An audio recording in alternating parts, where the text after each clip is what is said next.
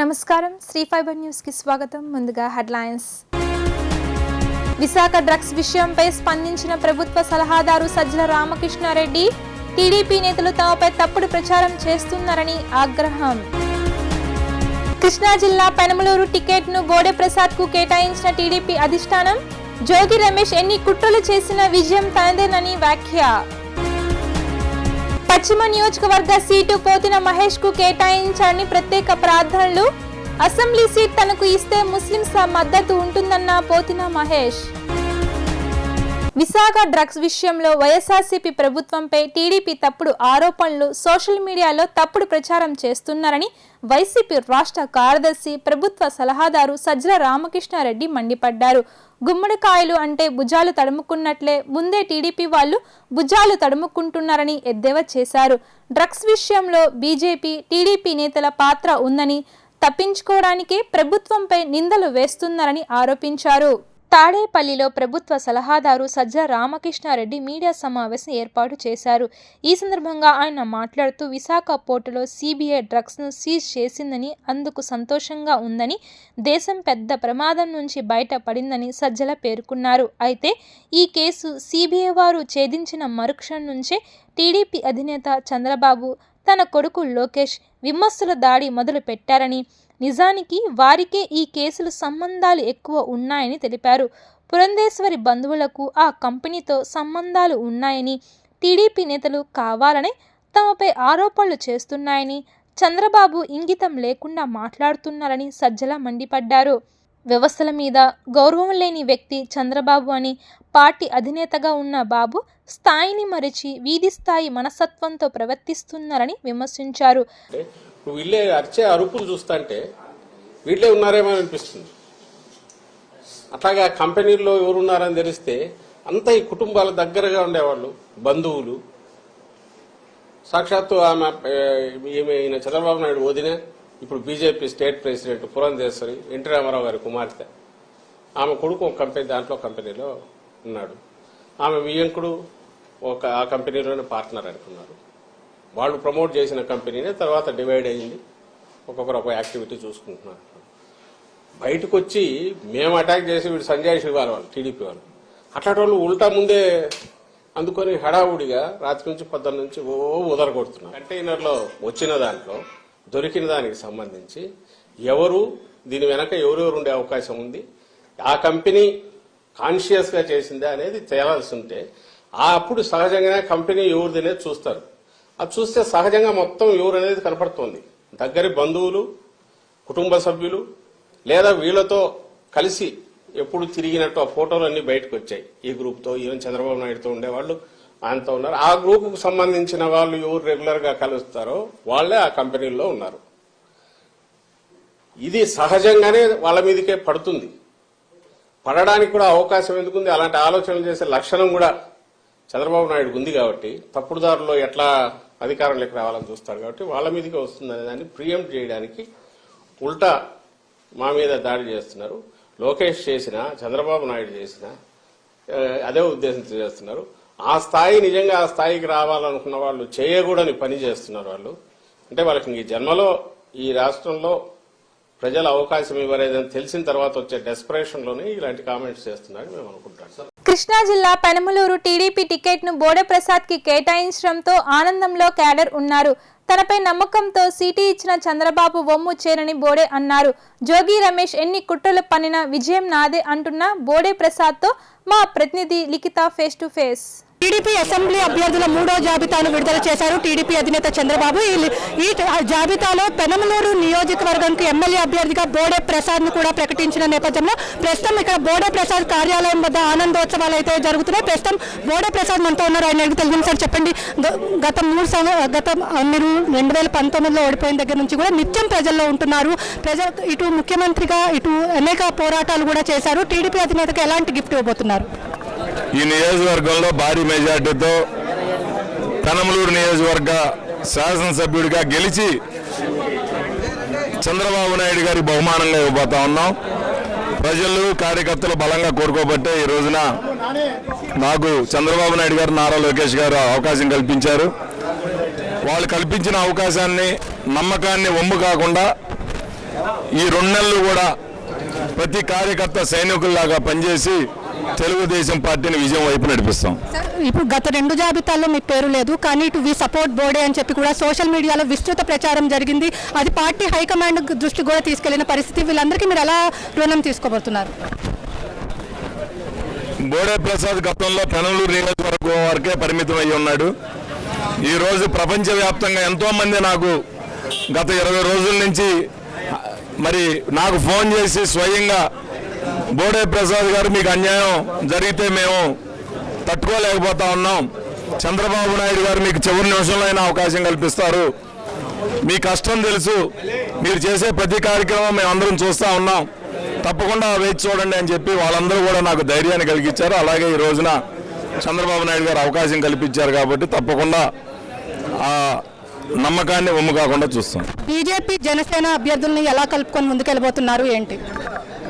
ఈ నియోజకవర్గంలో జనసేన కార్యకర్తలు ఎప్పటి నుంచో 2 నెలల నుంచి కలిసి కార్యక్రమాలు చేస్తూ ఉన్నాం. తప్పకుండా అందరం ఒకే కుటుంబ సభ్యులం.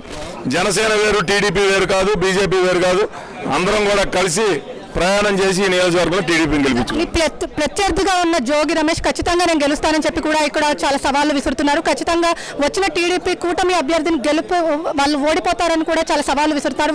అవన్నింటినీ సమర్థించుకొని ఎలా ముందుకెళ్ళబోతున్నారు? డిపాజిట్ రాని వ్యక్తి కూడా నేను గెలుస్తానంటాడు.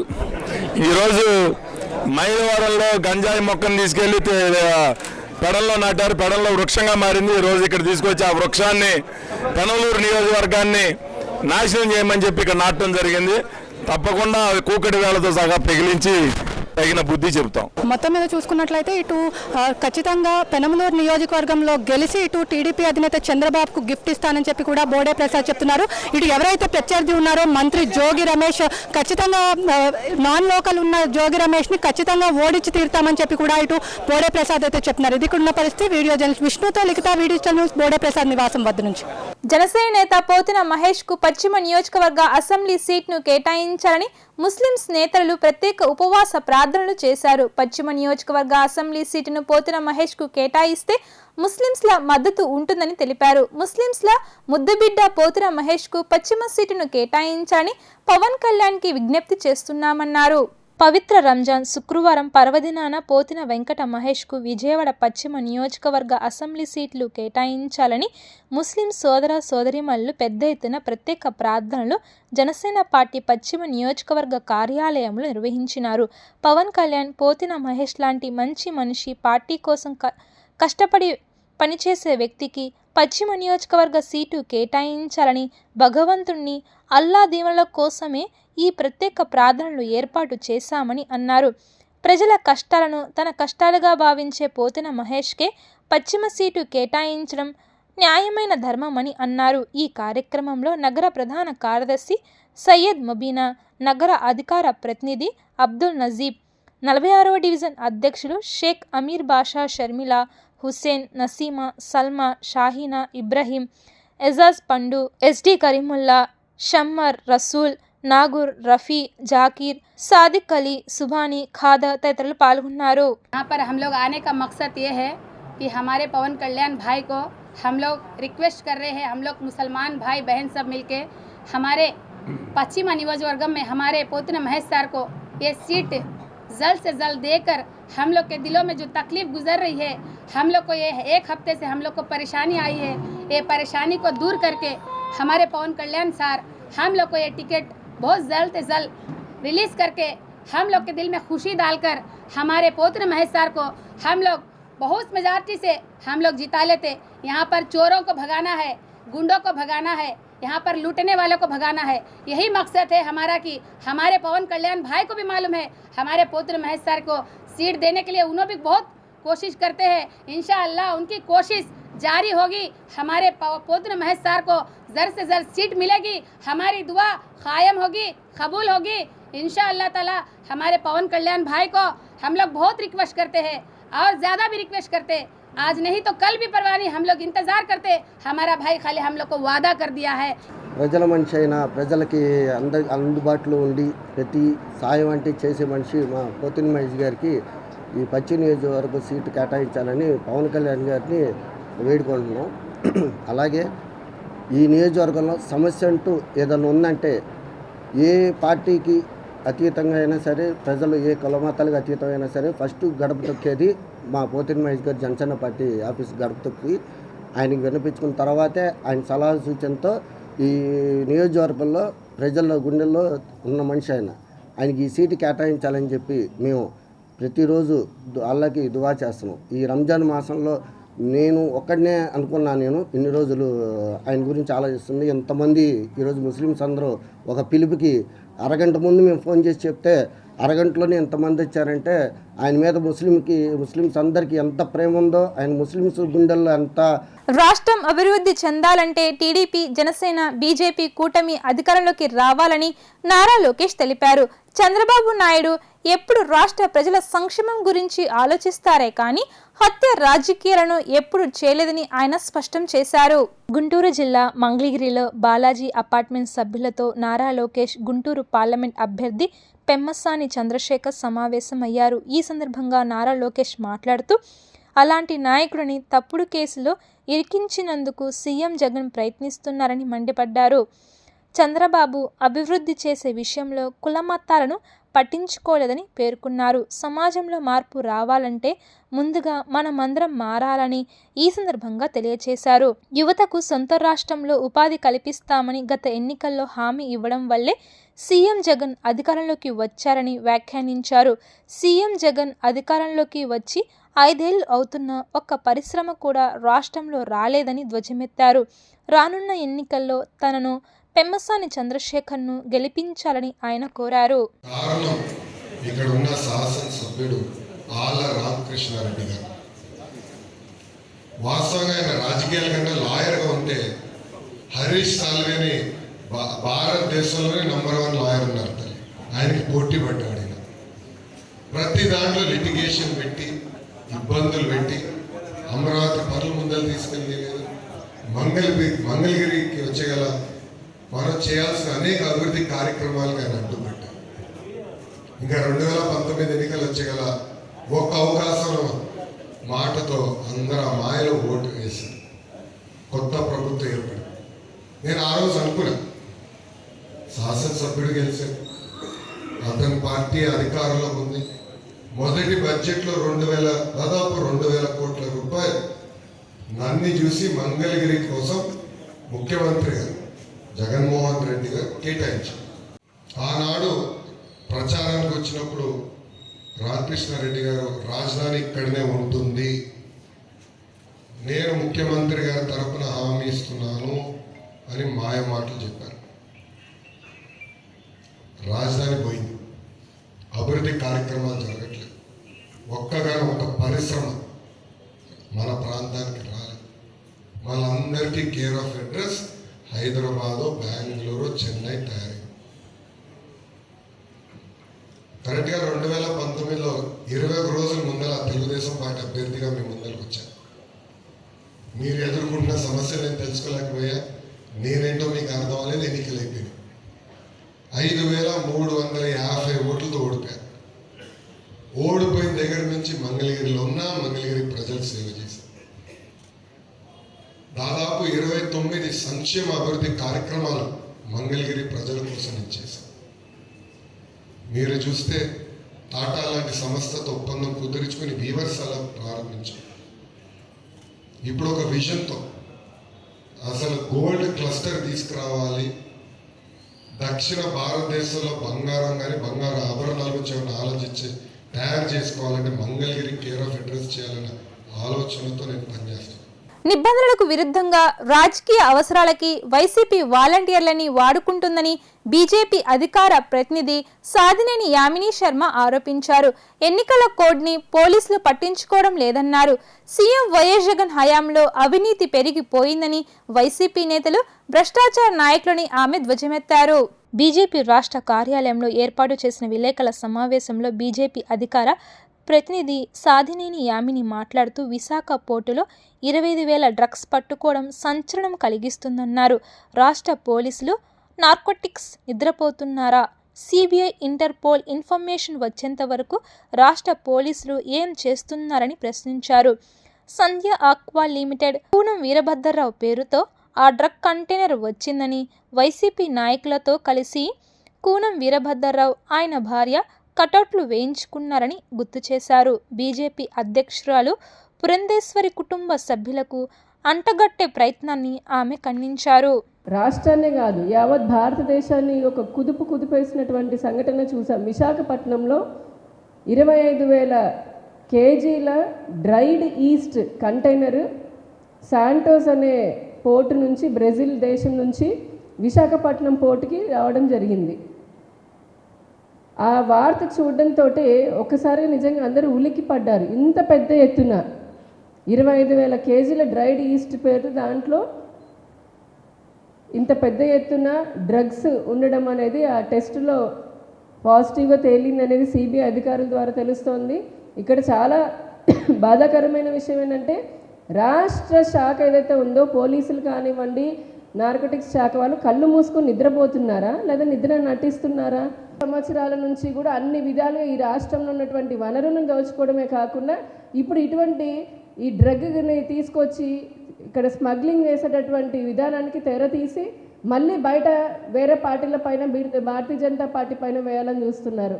ఈ రోజున కొంతమంది వైసీపీ నాయకులు అంటున్నారు సంధ్య మెరైన్కి సంబంధించి ఆ కంపెనీకి, ఈ సంధ్య ఆక్వా కంపెనీకి ఏవో సంబంధాలు ఉన్నాయి, పురంధరేశ్వరి గారికి బంధువులకి ఏదో సంబంధం ఉందని.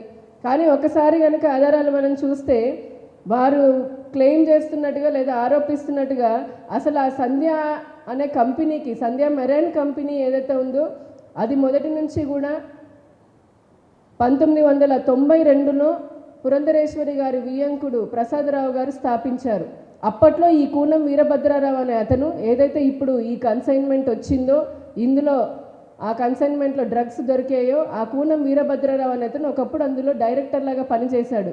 కానీ అతను చేసినటువంటి ఏదో అక్కడ అవకతవకల వల్ల అతన్ని 2005 నుంచే ఆ కంపెనీలోంచి బయటికి పంపించవేయడం జరిగింది. 2005 తర్వాత నుంచి నేటి వరకు ప్రసాదరావు గారు కానీ పశ్చిమంలో బీసీలను ఏ రాజకీయ పార్టీలు పట్టించుకోవడం లేదని బీసీ నేతలు ధ్వజమెత్తారు. ఏ రాజకీయ పార్టీ అయితే బీసీలను పట్టించుకోదో ఆ రాజకీయ పార్టీలకి ఖచ్చితంగా గుణపాఠం చెబుతామని బీసీ నేతలు హెచ్చరించారు. బీసీల కోసం అహర్నిశలు కష్టపడుతున్న పోతిన మహేష్ కు పశ్చిమంలో సీటు ఇస్తే ఖచ్చితంగా గెలిపించుకుంటామని వారు ధీమా వ్యక్తం చేశారు. చిట్టినగర్లో జాతీయ బీసీ సంక్షేమ సంఘం విజయవాడ నగర కమిటీలందరూ కలిసి విలేకరుల సమావేశం జరిపారు. ఈ సందర్భంగా బీసీ నేతలు మాట్లాడుతూ ఎన్టీఆర్ జిల్లాలో కూటమి వ్యవహరిస్తున్న తీరును ప్రశ్నిస్తున్నామన్నారు. కష్టపడిన బీసీలను మోసం చేసే రాజకీయ పార్టీలను ఎండగట్టడం కోసం బీసీ మీడియా సమావేశం ఏర్పాటు చేశామని తెలిపారు. ఎన్టీఆర్ జిల్లాలో కూటమికి ఒక సీటైన బీసీలకు కేటాయించకపోవడం సరైన పద్ధతి కాదని చెప్పారు. కష్టపడిన బీసీలను చిన్నచూపు చూస్తున్నారని ఆవేదన వ్యక్తం చేశారు. పశ్చిమ నియోజకవర్గంలో బీసీల కోసం జనసేన పార్టీ కండువా కప్పుకొని 8 సంవత్సరాలుగా కష్టపడుతున్న పోతిన మహేష్ను పక్కన పెట్టడం ఎంతవరకు సమంజసం అని వాళ్ళు ప్రశ్నించారు. కూటమి వ్యవహరిస్తున్న తీరుని ప్రశ్నించడం కోసం, అలాగే కష్టపడిన బీసీలను మోసం చేసే రాజకీయ పార్టీలను ఎండగట్టడం కోసం ఈ బీసీ ప్రెస్ మీట్ను ఏర్పాటు చేయడం జరిగింది. జాతీయ బీసీ సంక్షేమ సంఘం విజయవాడ నగరంలో జరుగుతున్న విషయాలు, ఎన్టీఆర్ జిల్లాలో కూటమి అనేది బీసీకి ఒక చోట కూడా సీటు కేటాయించకపోవడం అనేది కరెక్ట్ అయిన పద్ధతి కాదు. బీసీలను చిన్నచూపు చూడడం, అలాగే పశ్చిమ నియోజకవర్గంలో కష్టపడి పనిచేసిన బీసీ నాయకుడు ఆర్నిసాలు ఆ పార్టీని భుజాన్ని వేసుకుని కష్టపడడమే కాకుండా 8 సంవత్సరాలుగా ఆ పార్టీ కోసం పనిచేసిన నాయకుడిని పట్టించుకోకపోవడము, ఇది ఎంతవరకు కరెక్టు? జాతీయ బీసీ సంక్షేమ సంఘం బీసీ నాయకుడికి మద్దతు తెలుపుతూ ఎవరికి ఈ సీటు కేటాయించినా బీసీలకే కేటాయించాలి, అది బీసీలే పోటీలో ఇక్కడ ఉండాలే తప్ప వేరే ఎవరు ఉండకూడదు. ప్రతి రాజకీయ పార్టీ బీసీలను మోసం చేస్తుంది. ఆ విధంగా బీసీలను మోసం చేసే రాజకీయ పార్టీలను మేము ఎటువంటి పరిస్థితుల్లోనూ క్షమించము. ఖచ్చితంగా వాళ్ళకి గుణపాఠం తెలియజేస్తాము. పశ్చిమ నియోజకవర్గంలోని ఎప్పటి నుంచో కష్టపడుతున్న పోతిన మహేష్ గారిని ఇన్స్పిరేషన్గా తీసుకొని ఒక జనసేనలోనే కానీ మిగతా పార్టీలో కూడా చాలామంది ఇన్స్పిరేషన్గా ముందుకు వచ్చారు. మాలాంటి వాళ్ళు 8 సంవత్సరాల నుంచి కష్టపడుతున్న పోతిన మహేష్ గారికి ఈరోజు డైలమాలో పడేసి ఎవరికి టికెట్ ఇస్తున్నామో తెలియకుండా ముందుకు తీసుకెళ్తున్నారు. కానీ ఆయన ఎన్నో ఉద్యమాలు విద్యార్థులుగా కానీ యువతకే కానీ ఎన్నో ఉద్యమాలు చేసి ముందుకు తీసుకెళ్ళి, అలాగే పశ్చిమ నియోజకవర్గంలోని నేను గెలిస్తే కొండ ప్రాంతాల వారికి మేము పట్టాలు ఇప్పిస్తానని కూడా కూర్చున్న మొట్టమొదటి వ్యక్తి ఎవరైనా ఉన్నారంటే పోతున్న మహేష్ గారు. అలాంటి వ్యక్తి గెలిస్తే బీసీలకే కాదు అన్ని వర్గాలకి కూడా ఎంతో మేలు జరుగుతుంది. ఇప్పుడు పోతిన మహేష్ గారికి టికెట్ ఇవ్వకపోతే మాత్రం ఇక్కడ ఎటువంటి లాస్ జరుగుతుంది అనేది మాత్రం పార్టీ ఆలోచించుకోవాల్సిన విషయం ఉంది. అలాగే పొత్తు ధర్మం అన్నారు. పొత్తు ధర్మంలోని 8 సంవత్సరాల నుంచి కష్టపడుతున్న పోతిన మహేష్ గారికి టికెట్ ఇస్తే ఇక్కడ అత్యంత భారీ మెజార్టీతో గెలిపిస్తామని యువత విద్యార్థి విభాగం తరఫున కూడా మేము ప్రభుత్వాన్ని కానీ పార్టీలను కానీ మేము హెచ్చరిస్తున్నాం. సిబిఐ విధి నిర్వహణకు తమ వల్ల ఆటంకం కలగలేదని, తమ కారణంగా సోదాలు ఆలస్యం అయ్యాయి అనడం సరికాదని విశాఖ సిపి రవిశంకర్ అన్నారు.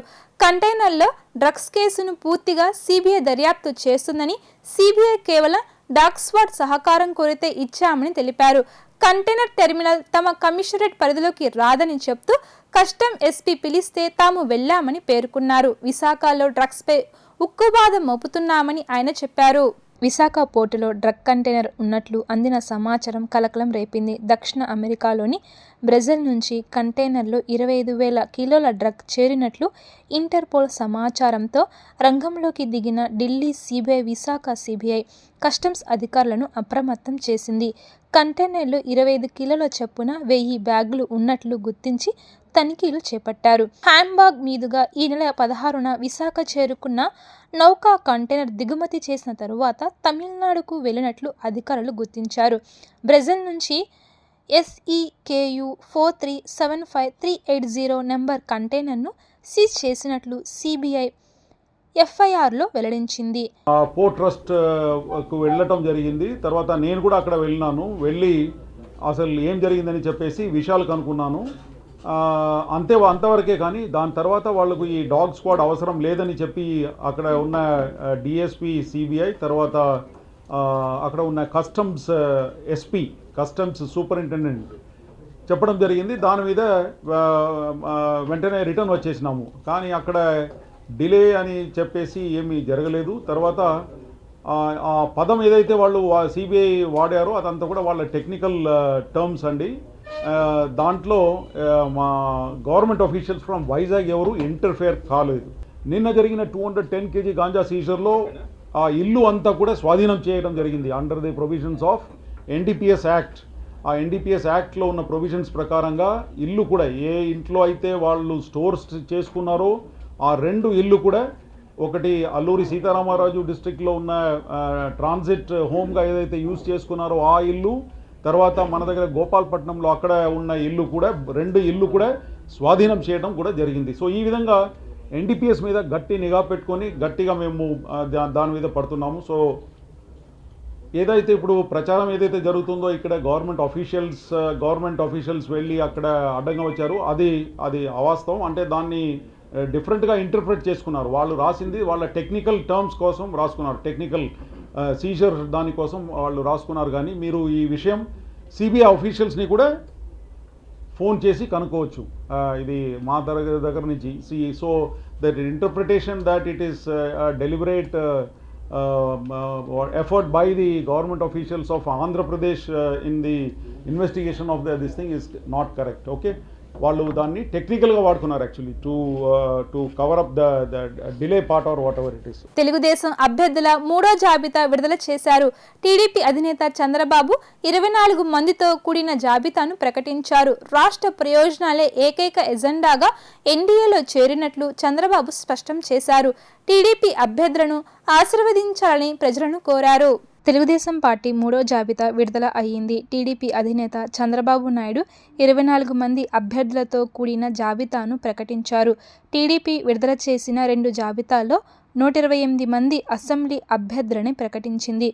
పొత్తులో భాగంగా 144 అసెంబ్లీ, 17 పార్లమెంట్ స్థానాల్లో టీడీపీ పోటీ చేయనుంది. ఈ నేపథ్యంలో తొలి జాబితాలో 94, రెండో జాబితాలో 34 అసెంబ్లీ అభ్యర్థులను ప్రకటించారు. ఎన్నికల షెడ్యూల్ ప్రకటన కంటే ముందే జోరుగా 128 మంది అసెంబ్లీ అభ్యర్థుల జాబితాను విడుదల చేశారు. తాజాగా పెండింగ్లో ఉన్న 17 ఎంపీ స్థానాలకు గాను 16 అసెంబ్లీ నియోజకవర్గాలకు గాను 11 మంది అభ్యర్థులతో కూడిన జాబితాను చంద్రబాబు విడుదల చేశారు. 5 అసెంబ్లీ, 4 ఎంపీ స్థానాలకు ఇంకా అభ్యర్థులను ప్రకటించవలసి ఉంది. వార్తలు ముగించే ముందు హెడ్లైన్స్ మరోసారి. విశాఖ డ్రగ్స్ విషయంపై స్పందించిన ప్రభుత్వ సలహాదారు సజ్జల రామకృష్ణారెడ్డి, టీడీపీ నేతలు తమపై తప్పుడు ప్రచారం చేస్తున్నారని ఆగ్రహం. కృష్ణా జిల్లా పెనమలూరు టికెట్ను బోడే ప్రసాద్కు కేటాయించిన టీడీపీ అధిష్టానం, జోగి రమేష్ ఎన్ని కుట్రలు చేసిన విజయం తనదేనని వ్యాఖ్య. పశ్చిమ నియోజకవర్గ సీటు పోతిన మహేష్కు కేటాయించాలని ప్రత్యేక ప్రార్థనలు, అసెంబ్లీ సీట్ తనకు ఇస్తే ముస్లింల మద్దతు ఉంటుందన్న పోతిన మహేష్. ఇవి ఇప్పటి వరకున్న updates. Keep watching Sri fibre news.